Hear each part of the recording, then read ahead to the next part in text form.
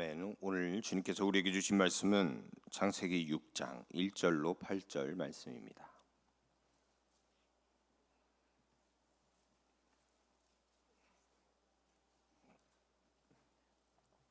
창세기 6장 1절로 8절 말씀, 제가 가진 성경으로는 구약성경 7페이지에 위치해 있습니다.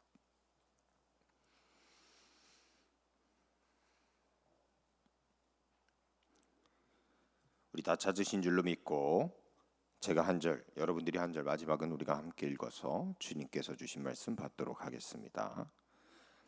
사람이 땅 위에 번성하기 시작할 때 그들에게서 딸들이 나니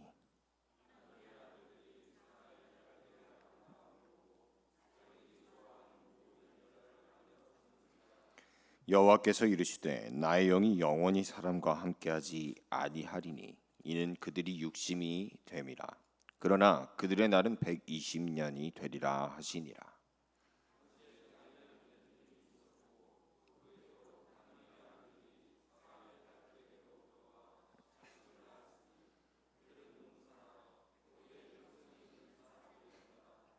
여호와께서 사람의 죄악이 세상에 가득함과 그의 마음으로 생각하는 모든 계획이 항상 악할 뿐임을 보시고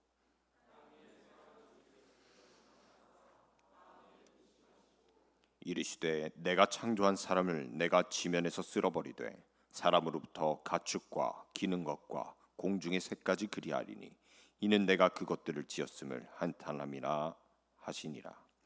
그러나 노아는 여호와께 은혜를 입었더라. 아멘. 샬롬. 오늘 오신 여러분 주님의 이름으로 환영하고 축복합니다. 우리 옆 사람과 앞뒤 사람과 함께 인사할까요? 샬롬. 네, 우리 이제 삼복더위도 다 끝내고 어떻게 다 지나간 줄 알았는데 오늘 갑자기 확 더워지셔서 교회가 제일 시원하시죠? 이 자리에 나오신 여러분 주님의 이름으로 환영하고 또 축복합니다. 여러분 삶 가운데 주님께서 주시는 평안과 기쁨이 언제나 가득 넘치길 축복합니다. 하나님을 믿는 신앙의 계보를 저희가 지난 시간에 살펴보게 되면서 그 중에서 특별히 에녹에 대해서 이야기를 하게 되었습니다. 그래서 에녹만이 유일하게 성경에서 딱 2명, 죽음을 보지 않고 하나님의 곁으로 간 자로 기록된 그 중에 한 명으로 기록되었고, 그 에녹이 그 죽음을 보지 않고 하나님의 곁으로 갈 수 있었던 비결은 하나님과 동행하고 또 하나님을 기쁘시게 하는 그의 삶이 있었기 때문에 가능했다라는 것을 살펴보게 되었죠. 이제 우리가 이제부터 살펴볼 그 창세기 원역사의 중요한 파트는 사실 인간의 타락이 계속 반복된다라고 하는 점입니다. 창세기 원역사는 처음에 말씀드렸다시피 창조, 타락, 구속,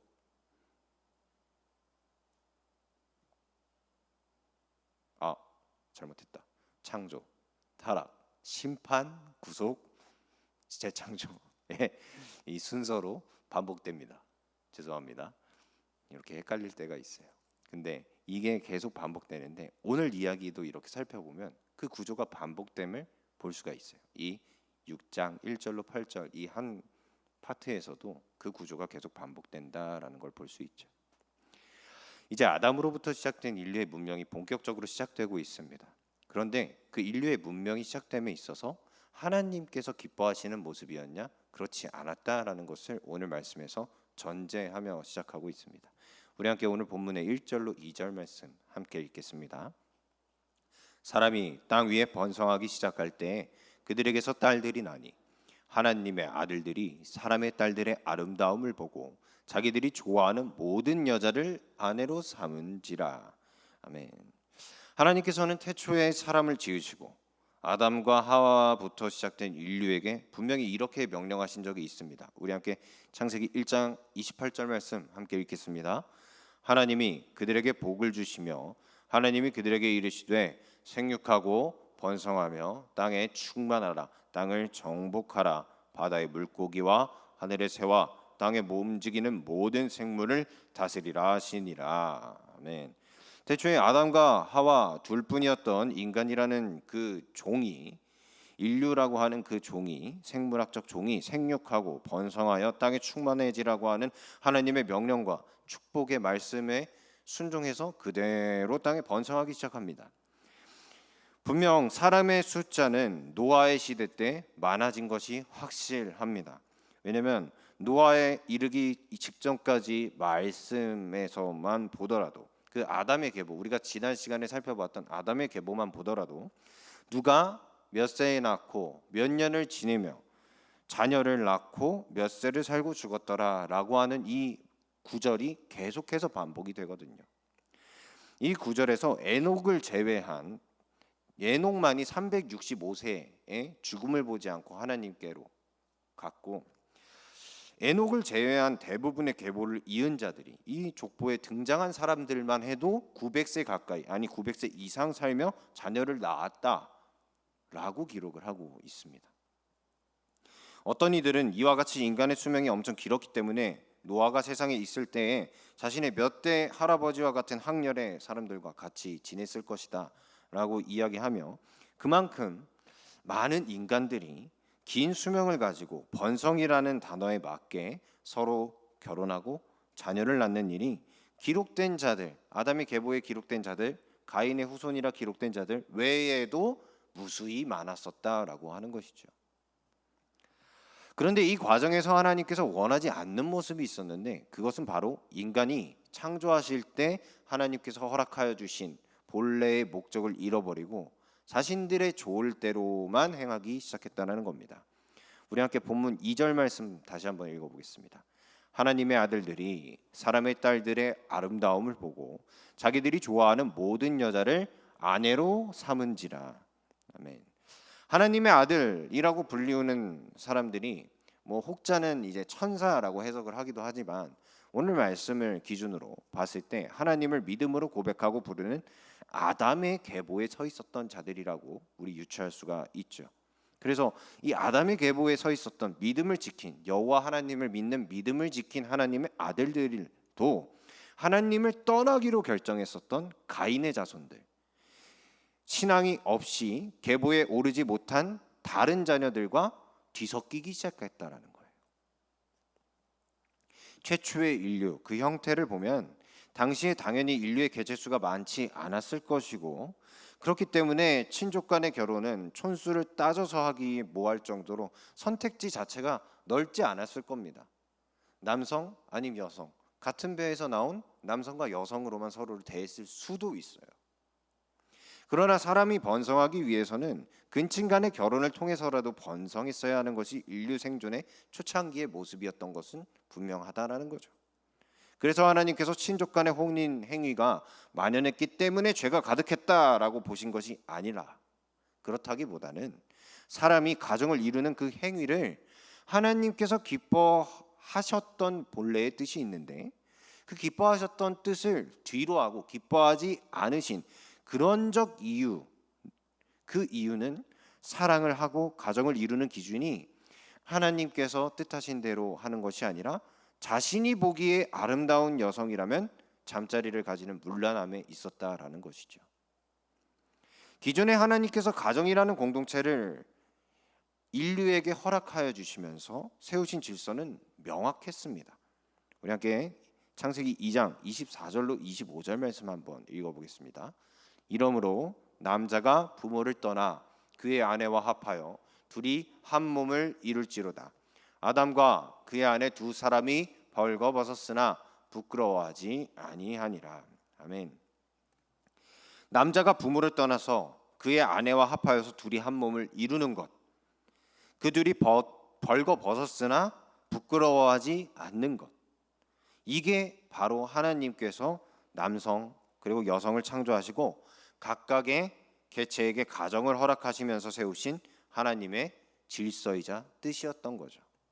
그런데 남자는 독립된 개체로 자신이 이룬 공동체를 책임지라고 하는 그 하나님의 뜻을 분명히 받았음에도 불구하고, 또 자신의 뼈 중의 뼈, 살 중의 살인 아내와 합하여서 한 몸을 이루라는 명령을 들었음에도 불구하고, 그리고 둘 사이에 꾸밈 없는, 감추임이 없는, 부끄러움이 없는 관계가 되어야 된다라고 하는 분명한 하나님의 뜻을 들었음에도 불구하고 자신이 좋을 대로, 자신이 보기에 아름다우면, 자신이 보기에 자신의 미의 기준에 합당하다면, 자신이 보기에 자신의 정욕을 달랠 수 있을 대상으로 여겨진다라면 그 여성을 취하려고 하는 변질된 모습을 그들의 마음에 품고 있었다라는 거죠. 창조의 뜻을 이루는 가정 공동체의 질서는 서로를 향한 부끄러움이 없으므로 이루어지게끔 하신 것이 하나님의 본래의 뜻입니다. 그러나 사람들은 그런 하나님의 뜻을 외면했습니다. 이것은 신앙을 가진 아담의 계보를 잇는 자손들인 하나님의 아들들이라고 불리는 자들 또한 마찬가지 모습이었다라는 거죠. 그렇기 때문에 그들은 자신의 소욕대로 정욕대로 자신이 보기에 아름다운 여성을 마음대로 자신의 아내로 취하기 시작합니다.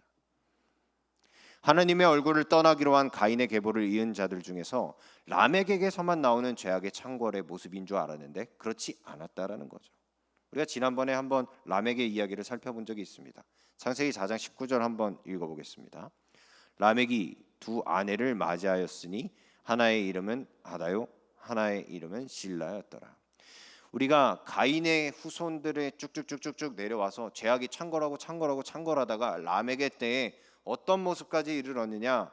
하나님께서 한 몸을 이루라고 허락하여 주신, 둘이 한 몸을 이루라고 허락하여 주신 가정 공동체가 한 명이 여러 명을 취하는, 자신의 소욕과 정욕대로 취하는 일부 다처제의 모습으로 드러나는 것을 살펴본 적이 있죠. 근데 이게 하나님을 떠나기로 한 가인의 계보를 이은 라멕에게만 드러난 것이 아니라 하나님의 아들들이라고 불리었었던, 신앙을 지키기로 했었던 그 아담의 후손들에게도 똑같이 드러나는 모습이 되고 말았다는 거예요. 노아가 등장한 오늘의 본문의 배경이 되는 시기에 라멕으로부터 시작된 일부 다처제는 이미 시대적 흐름과 힘의 상징처럼 그 시대를 지배했고, 인간은 서로를 존귀하게 여기는 것이 아니라 다스림의 대상, 나의 정욕과 나의 소욕대로 대해도 괜찮은 대상으로 서로를 바라보고 오염시키며 대하게 되었던 것이죠. 이렇게 나의 좋은 것만을 취한 인간들에 대한 하나님의 응답은 함께 하시지 아니하시기로 함으로 드러납니다. 우리 함께 오늘 본문의 3절 말씀 함께 읽겠습니다. 여호와께서 이르시되 나의 영이 영원히 사람과 함께하지 아니하리니 이는 그들이 육신이 됨이라. 그러나 그들의 날은 120년이 되리라 하시니라. 아멘. 여러분들 이 구절을 통해서 인간의 수명이 120세까지다라는 말을 몇 번씩 들어보셨을 겁니다. 신앙생활을 좀 해보신 분들이라면 120세가 넘는 일본 할머니가 등장했죠. 아세요? 할아버지랑 할머니랑 몇 명 등장을 했어요. 되게 신천지가 14만 4천 명 넘은 것처럼 큰일 난 위기가 기독교 역사에 다가온 거예요. 120살까지밖에 못 살아야 되는데 만 나이로 120살이 넘은 사람이 등장을 한 거죠. 여기서 중요한 건 이 120이라고 하는 숫자가 아니라 하나님께서 어떤 것을 결단하셨는가를 우리가 더 중요하게 봐야 돼요. 하나님께서 분명히 스스로 이르십니다. 나의 영이 영원히 사람과 함께하지 아니할 것이다라고 하나님께서 선포하신 것이죠. 이는 그들이 육신이 됨이라. 그들이 본래 지음을 받았을 때 내가 그들에게 생기를 부어 넣어서 생명이 되었는데 그들은 생명을 저버리고 나의 뜻을 저버리고 나와 함께할 수 있는 영원함에 대한 권리를 저버리고 그저 육신에 갇혀버린 멸할 수밖에 없는 존재로 변질되었다. 그렇기에 나는 그들과 함께 영원히 함께하지 않을 것이다. 이게 하나님의 결단이 된 거죠. 이 말씀을 보면 하나님께서 타락으로 번성한 인간들, 죄가 함께 창궐한 인간들, 일부 다처제를 수용하면서 자신의 정욕과 소욕대로 어떻게든 번성하는 데만 열심을 내었던 그 인간들을 영원히 떠나시고 다시는 함께하지 않을 것이라 선언하시는 것처럼 보이죠. 그러나 본래 의미는 하나님께서 인간들의 시간이 영원하지 않음으로 인하여서 당신의 영, 즉 성령이 영원하지 않은 인간의 시간에 함께 머무르지 않을 것이라고 선언하신 것입니다. 우리 함께 창세기 6장 3절을 현대인 성경으로 한번 읽어보겠습니다. 그러자 여호와께서 이렇게 말씀하셨다. 사람은 죽어야 할 육체이므로 내 영이 영영 사람에게 머물러 있지 않을 것이다. 그러나 앞으로 내가 그들에게 120년 동안의 여유를 주겠다. 아멘. 즉 전적으로 타락한 존재인 인간이 살아있는 동안 육신을 입고 살아가는 삶의 이 시간 동안에 동행하시는 성령님을 만나고 깨닫고 함께 걸을 수 있는 기회가 이 육신의 시간 동안 주어진다라는 거예요. 120년, 정확하게 120년이 아닐 수도 있지만 120년이 리미트로 된 그 시간 동안, 이 한 번의 인생이라고 하는 이 시간 동안 동행하시는 성령님을 만나고 깨닫고 함께 걸을 수 있는 기회가 우리의 육신을 입고 살아가는 동안 유일하게 주어진다라는 거죠. 이 순간밖에 없는 겁니다. 이때를 놓치면, 지금이라도 당장 깨닫지 못한다면 늦는다라는 거예요. 말씀은 이어서 신비한 존재인 네피림에 대해서 언급을 합니다. 네피림에 대한 이야기는 굉장히 기독교 서사적인 판타지에 대한 이야기로 연결이 되기도 하기 때문에 정확하게 이야기하기엔 시간이 너무 오래 걸리고, 그러나 그들이 실존하였는지의 여부보다 그들은 역사적으로 영향을 끼친 영적 존재들이었다라는 것, 그것을 한 번만 기억하면 될 것 같습니다. 하나님의 아들들 그리고 사람의 딸들, 그 사이에서 태어난 네피림, 여러분들의 성경에도 각주가 달려있는지는 모르겠지만 제가 가지고 있는 성경의 각주에는 장부라고 기록이 되어 있습니다. 그러니까 영웅적 존재들로, 역사에 이름을 남길 만한 존재들로 하나님의 아들들, 사람의 딸들의 자녀들이 존재했었다라고 하는 거죠. 그리고 말씀은 다시 하나님의 시선으로 전환이 됩니다. 네피림에 대해서 잠깐 언급을 한 뒤에 다시 하나님께로 돌아와서 하나님께서 말씀하시는 것으로 말씀이 이어져요. 우리 함께 5절로 7절 말씀 함께 읽겠습니다. 여호와께서 사람의 죄악이 세상에 가득함과 그의 마음으로 생각하는 모든 계획이 항상 악할 뿐임을 보시고 땅 위에 사람 지으셨음을 한탄하사 마음에 근심하시고 이르시되 내가 창조한 사람을 내가 지면에서 쓸어버리되 사람으로부터 가축과 기는 것과 공중의 새까지 그리하리니 이는 내가 그것들을 지었음을 한탄함이니라 하시니라. 아멘. 하나님께서 당신의 명령대로 번성한 인간들을 보시면서 내뱉은 것은 한탄이셨습니다. 하나님의 마음이 이렇게 된 데에는 단순히 번성을 하며 지었던 죄악의 행태만을 보신 것이 아니었다라는 데 문제가 있어요. 하나님께서는 인간과 같이 외모, 겉으로 드러나는 모습만을 보지 않으시는, 어디를 보시는 하나님이세요? 중심, 마음을 보시는 하나님이십니다. 사무엘상 16장 7절 하반절에서 이렇게 이야기합니다. 함께 읽겠습니다. 내가 보는 것은 사람과 같지 아니하리니 사람은 외모를 보거니와 나 여호와는 중심을 보느니라 하시더라. 아멘. 중심을 보는 하나님의 시선에 하나님을 한탄하게 하는 가장 큰 요소는 바로 인간이 죄에 만연하여서 생각조차 악한 마음을 품었음을 보셨기 때문이었습니다. 우리 함께 오늘 본문 5절 말씀 다시 한번 읽어볼까요? 여호와께서 사람의 죄악이 세상에 가득함과 그의 마음으로 생각하는 모든 계획이 항상 악할 뿐임을 보시고, 하나님께서 인간들이 자기들 친족끼리 결혼해서 일부 다처제를 통해서 번성했기 때문에 그들에 대한 분노를 품었던 게 아니라 그들의 마음속에 있는 죄악들이 이제 이 세상에 만연하여졌고 그 하나님의 생명으로 창조되었었던 본래 하나님의 형상으로 창조되었었던 이 존재들이 마음으로 생각하는 모든 계획조차도 악할 뿐임을 보시면서 하나님께서 한탄을 하신 거죠.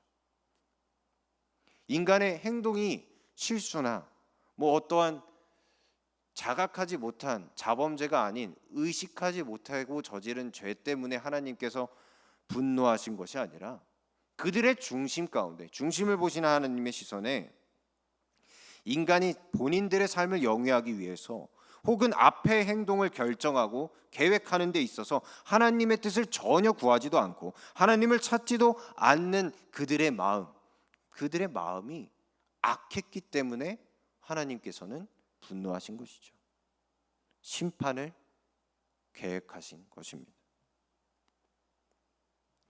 누군가는 반문할 수도 있습니다. 아니, 하나님을 믿어야만, 하나님을 알아야만 선하고 착하게 살 수 있는 건가요? 신앙이 없어도 도덕적인 사람도 많지 않습니까? 도리어 신앙이 있는데 도덕적이지 못한 사람들도 많지 않습니까? 그러나 이것은 드러나는 행동의 양식을 보면서 하나님의 존재와 개입 등을 부정하려는 인간의 반항심에서 나오는 말일 뿐이지, 하나님께서는 본래 인간에게 선하게 일하시는 하나님 당신의 뜻, 선하신 하나님의 속성을 깨달을 수 있는 단서인 양심이라는 걸 인간에게 허락해 주셨습니다.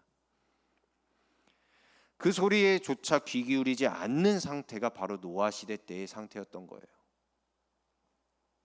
그렇기 때문에 하나님께서는 한때 지으시고 보시기에 심히 좋았더라라고 여기셨던, 흡족해 하셨던 그 사람들의 모습을 보면서 피조물들에 대해서 심판하실 것이다 라고 당신의 뜻을 정하시게 된 것이죠. 이때 하나님께서 한탄하셨다라고 할 때 한탄함에 쓰인 히브리어 원어가 나함이라고 하는 단어입니다. 근데 이 단어는 후회하다, 위로하다라는 의미의 단어예요. 근데 이 나함이라고 하는 단어가 하나님께 쓰였다는 것이 사실 우리에게 이해가 되지 않을 수도 있습니다. 왜? 하나님께서 후회하시나요? 후회하시나요?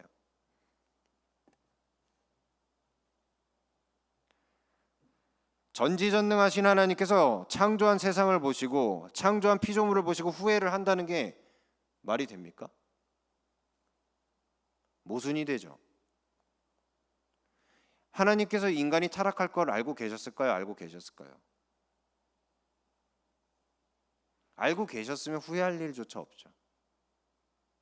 알고 계셨기 때문에 후회조차 하지 않으십니다. 하나님께서는 지금 여러분들이 여기 나와서 예배드리고 또 집에 돌아가면서 불법 유턴하고 그러는 것도 다 알고 계세요. 저희 여기 앞에 자주 이용하시잖아요, 그죠? 저도 자주 이용합니다. 좌회전인데. 하나님께서 너 분명히 죄를 저지를 거야 라고 하는 거, 너 분명히 타락할 거야 라고 하는 거, 하나님께서 다 알고 계세요. 알고 계시기 때문에 하나님에게 후회라고 하는 단어가 어울리지 않는 단어예요. 그런데 왜 하나님께 후회라고 하는 단어를 여기에는 덧붙여 썼냐라는 거죠.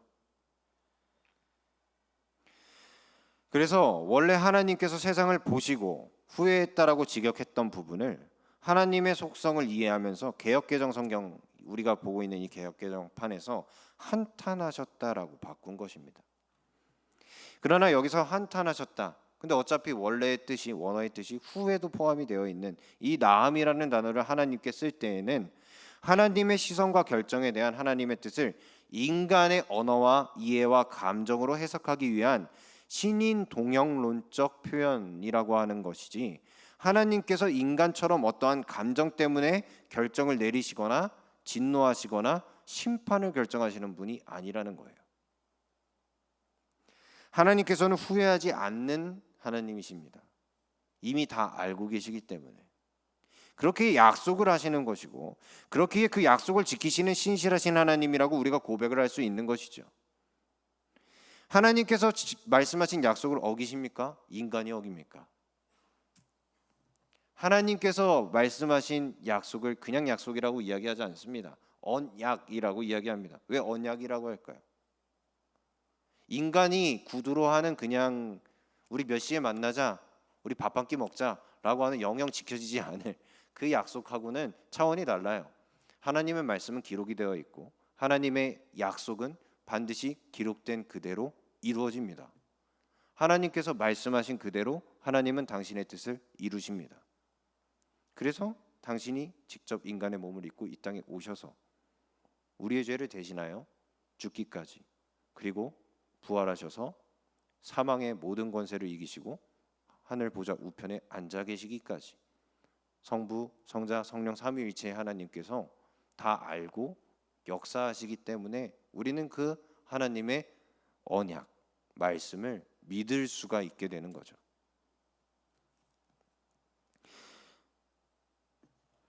그러나 나음으로 표현된 하나님의 결정, 하나님께서 후회하셨다라고 느끼셨다라고 여기기까지, 그렇게 해석하기까지 표현된 하나님의 결정은 이전의 창조의 뜻 안에서 기쁨과 교제의 관계였던 인간과 하나님의 관계가 타락으로 인하여서 죄와 악이 만연함으로 진노와 징계의 관계로 그 관계가 변화되었다라는 것을 표현하는 것입니다. 그렇기 때문에 하나님의 행위가 기뻐하시고 흡족해하시고 받아들이시던 하나님의 행위에서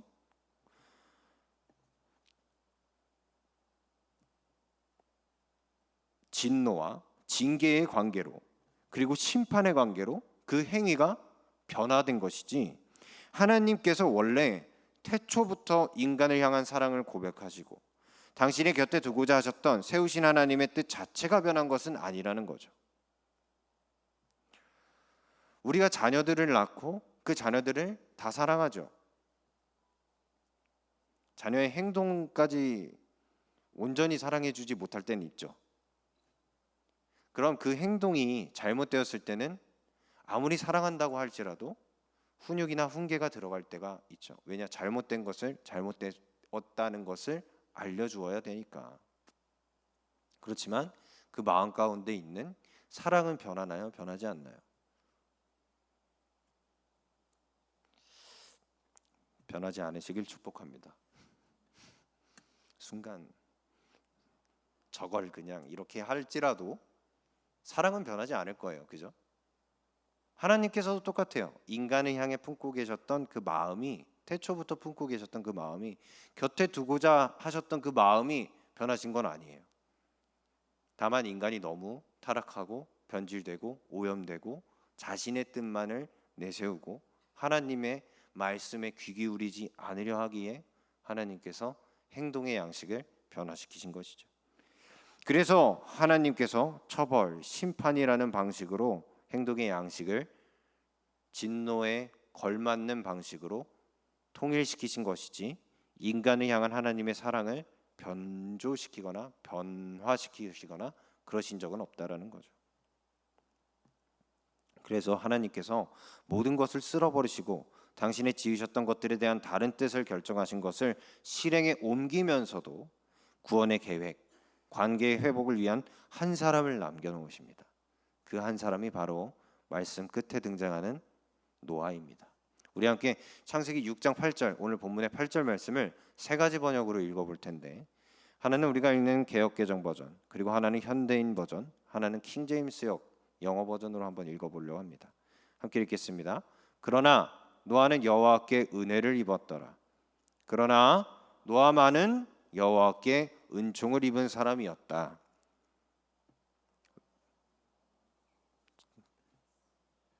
잘 읽으셨어요? 같이 읽어볼까요? But Noah found grace in the eyes of the Lord.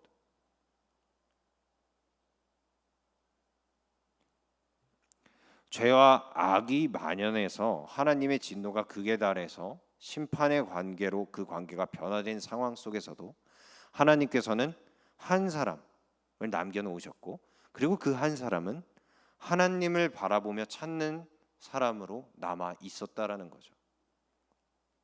세상은 죄와 악이 만연해서 자기들 좋을 대로, 자기들 하고 싶은 대로 다 하는데 한 사람만은 하나님을 찾는 자가 있었다라는 거예요. 그가 바로 노아라고 하는 자입니다. 우리나라 언어로 번역된 성경에서는 노아가 하나님께 은혜를 입은 것으로, 은총을 입은 것으로, 노아가 전적으로 하나님에게 무언가 특별한 혜택이나 계시를 받은 것처럼 이야기를 하죠. 그러나 영어 성경을 직역해 보면 노아는 주님의 눈에서 은혜를 찾았다라고 번역이 됩니다. But Noah found grace in the eyes of the Lord. 그러나 노아는 찾았다, 은혜를 하나님의 눈 안에서. 두 언어의 해석이 갈리게 되면서 주체가 바뀌는 듯한 느낌을 좀 주죠. 우리나라 역본을 보면 은혜 또는 은총을 베푸시는 이가 전적으로 하나님이라는 것을 강조하면서 이야기하는 것 같습니다. 그러나 영어 역본을 보면 노아라고 하는 주체가 하나님의 눈을 바라보고 그 안에서 은혜를 찾은 것처럼, 노아가 하나님께 은혜를 구하거나 찾은 주체인 것처럼 번역이 되고 있어요. 그렇다면 죄악이 번성한 세상 속에서도 노아는 하나님을 믿었기에, 노아만은 하나님을 믿었기에 그와 그의 가족이 심판의 관계를 벗어난 은혜를 받았다고 통상적으로 해석할 수도 있을 것입니다. 그러나 원어 성경, 히브리어 성경을 보면 한글로 번역된 이 뜻도 또 영어로 번역된 것도 둘 다 맞는 번역임을 알 수가 있어요. 이 구절에서 나오는 호의, 은총, 은혜에 쓰여져 있는 단어가 헨, 히브리어 헨이라고 하는 단어입니다. 근데 이 헨이라고 하는 단어가 호의, 은총, 은혜, 매력, 아름다움을 뜻해요. 그리고 영어 성경에서 나왔었던 found, 이 부분이 마차라고 하는 히브리어인데 영어로 번역하면 found가 맞아요. 왜? 찾다라고 하는 뜻의 found니까. 그런데 얻다, 이루다, 이르다 라는 뜻으로도 번역이 됩니다. 그래서 이거를 히브리어를 두 가지 언어의 번역에 맞게 다시 해석을 할 수 있다는 거예요. 노아가 하나님께 호의, 자비함의 은혜를 얻었다라고 번역할 수도 있는 거고, 노아가 하나님의 눈에서 호의, 은총, 은혜를 발견하였다라고 번역할 수도 있는 거예요. 둘 다 포함한 뜻이기 때문에 무방하다라는 거죠. 그런즉 하나님께서 죄악이 만연한 세상 가운데에서도 하나님께서 인류를 향한 그 사랑, 구원의 계획은 변하지 않으셨으며 진노와 심판의 관계로 변화된 인간과 하나님의 관계의 설정이 변화가 되었어도 하나님의 얼굴을 구하고 하나님의 이름을 부르는 한 계보를 준비하셔서 하나님의 구원 계획을 준비하시고 실행시키는 것이 심판과 동시에 일어나는 하나님의 구원의 은혜인 것이죠. 오늘의 말씀 속에서 우리는 다시 반복되는 창세기 원역사의 구조를 쭉 살펴보게 됩니다. 창조, 타락, 심판, 구속, 재창조의 구조를 오늘 말씀에서도 살펴볼 수가 있게 돼요. 우리가 살아가고 있는 지금 이 시대를 뭐라고 이야기합니까? 21세기 포스트 모더니즘 시대라고 이야기합니다. 저마다 자신의 의견이 옳다라고 이야기하는 시대예요. 진리를 거부합니다. 통상적으로 통용되고 있는 진리는 거부하고 네 의견도 맞고 내 의견도 맞아. 그러니 서로 간섭하지 말자. 네가 진리라고 생각해? 그거는 너의 의견이지. 그럼 너는 네가 진리라고 믿고 네가 그렇게 생각하는 것을 주장하면서 살아. 다만 나의 의견과 나의 생각에는 간섭하지 않아줬으면 좋겠어. 이게 포스트 모더니즘의 특징입니다. 이 시대에 하나님의 진리가 의견으로 치부받는 이 시대에 하나님의 얼굴을 구하고 하나님의 뜻을 구하며 나라를 이루기를 바라는 것보다는 저마다 자신의 좋은 것, 자신이 아름답다 여기는 것, 자신이 유익이라고 여기는 것을 구하며 관계를 만들어가는 지금 시대를 우리는 기독교인으로서, 크리스천으로서 살아가고 있습니다. 그 속에서 단 20%의 인구로 살아가고 있다라는 거죠. 시대의 풍조가 그렇다고 해서, 다른 사람이 그렇게 한다고 해서, 나머지 80%의 사람들이 저마다 자신의 좋은 것들을 쫓아가면서 살아간다고 해서 다른 사람들은 나보다 더 한다고 해서 하나님과의 관계가 파괴된 사람의 모습을 유지하면서 계속 살 것입니까? 아니면 시대의 흐름이 죄악이 만연하며 사람과 사람 사이에 자신의 정욕과 소욕대로 대한다고 할지라도 하나님을 바라보고 하나님께서 기뻐하시는 관계가 무엇인지 제대로 찾고 얻으며 이루는 삶, 하나님의 뜻에 이르는 삶을 살 것입니까? 우리가 이루어야 할 헨 마차는 도대체 무엇일까요? 우리가 이루어야 할 은혜를 잇는 것, 은혜를 찾는 것, 은혜를 얻는 것은 무엇일까요?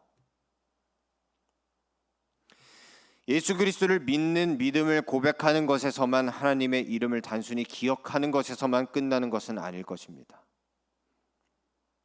하나님께서 이루고자 하셨던 창조의 세계, 하나님께서 흡족해 하셨던 보시기에 심히 좋았더라라고 여기셨던 모든 관계가 온전히 하나님 뜻 안에 거하는 그 세계, 그 회복을 원하시는 하나님의 뜻에 합당하게 우리도 하나님과의 관계가 회복이 되고 우리의 이웃과의 관계가 회복이 되고 우리와 자연과의 관계가 회복이 되며 하나님께서 흡족히 여기시며 하나님께서 기뻐하시며 하나님의 영이 영원히 우리를 떠나는 것이 아닌 하나님의 영과 영원히 함께 동행하며 기뻐하는 저와 여러분들의 삶이 되시기를 주님의 이름으로 간절히 축원합니다.